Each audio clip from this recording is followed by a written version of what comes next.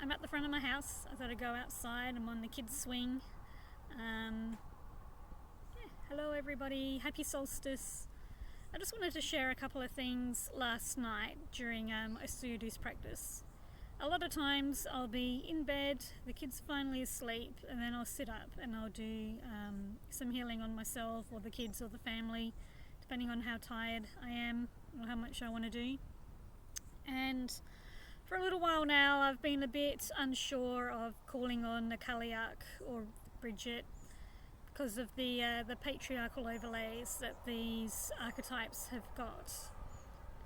So they've changed and they've melted even within the years, and I wasn't sure whether other entities could ride in on them, whether they were good or bad. It's just those things that happen when you doubt yourself sometimes. And last night I was like, I've had enough of this. I was like, I've been calling on the Great Mother. The Great Mother is very safe. I know who she is. She's been around forever. The Kaliak, I said, I want the Paleolithic matriarchal Kaliak that was around before patriarchy. I want Bridget, pre-patriarchal Bridget. So I called on those, and then I called on my ancestors as well.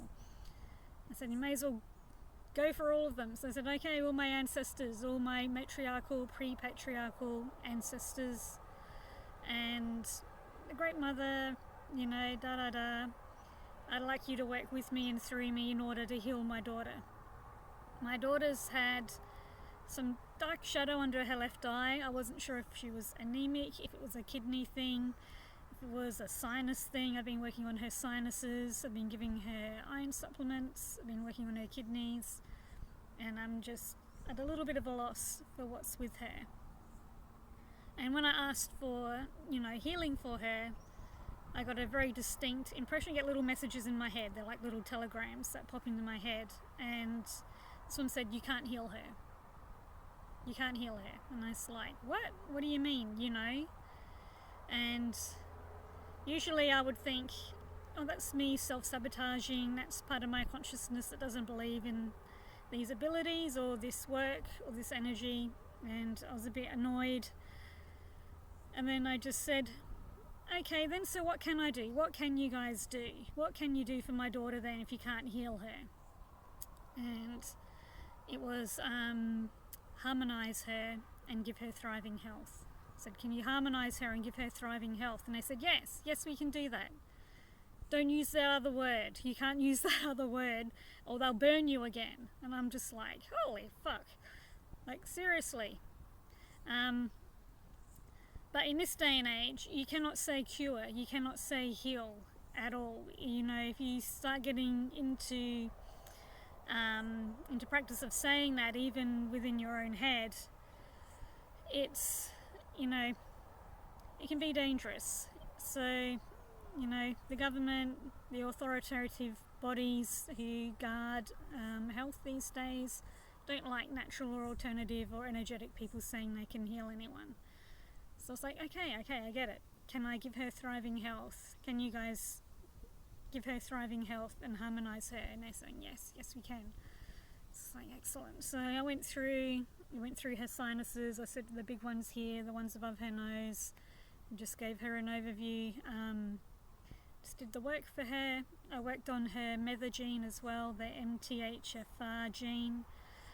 So I have an intuition and hunch that I have the mutation, and as do my kids, so I've been working on that with them and with myself, and that seems to be helping and working. She's getting up much earlier in the morning. She was always tired in the mornings. To drag her out of bed, she's up like an hour earlier, bright and sparky, so I think that's helping a lot. And then last night also with myself, I asked He Sha Wu, I'm like, okay, I'm ready to work with He Sha Wu and get rid of all this grey, and seeing whether that helps. And my own knowledge of He Sha Wu is that it doesn't work in its raw form. You have to cure it with black bean. You have to put it in a black bean soup and let it sit for like a day or so. I'm not sure how long. But so I haven't been too sure about using He Sha Wu. I'm like, is it gonna give me diarrhea? So I went in there saying, okay, just he shall we, can you work with harmonising my hair follicles and getting my hair healthy and dark and strong and lustrous. And when I asked he shall we that, my fingers, like plant responded very faintly. Very faintly. And I said, okay, what if I ask the black beans to come in and help here? Like, because I know the two of you together make a really potent medicine. So I said, okay, I'm asking the black bean to come in. Like, I don't know its Latin name or whatever. I'm saying the one who works with he shall we, Polygoldum multiflorum. And once I did that, and then the fingers started going and started harmonizing. So that was really interesting as well. So I did that. I did my methagene. I did my chronic fatigue gene, and the vitamin C gene is going quite interesting. The first day after I harmonized my mutated vitamin C gene so that I can make my own vitamin C from glucose. We used to be able to do that a long time ago. So the first day after that, it's like there was, I reached my bowel tolerance level, so to speak, which I was like, oh, okay. And then I wasn't quite sure what to eat the rest of the day. I felt like a little bit of drain, a little bit of my face that felt a little bit pale. So I wasn't sure how much of my excess glucose was getting used up, and I wasn't sure if I should eat anything with sugar in it or not, or what that would do to me. The next day I got a little bit more adventurous. There are these lollies, these natural confectionery lollies that are pretty much just made out of glucose and natural food dyes. And they're delicious. And normally you get a bag of those and they're gone, within half an hour, because the whole family just gets in there and munches because they're so moreish. And I got some of them out of the cupboard because I hide them up in the cupboard. And I had 3. 1, 2, 3. Oh, yum, nice little sugar hit. And by the third one, I was feeling queasy. I was feeling quite nauseous, like you don't want any more.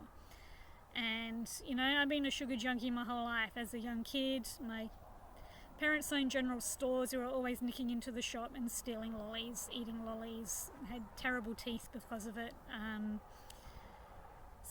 So that's like a little hidden addiction maybe I've had since I was a very, very wee one. But I had 3 of these lollies and I was just like, nah, this is making me nauseous. I don't need any more.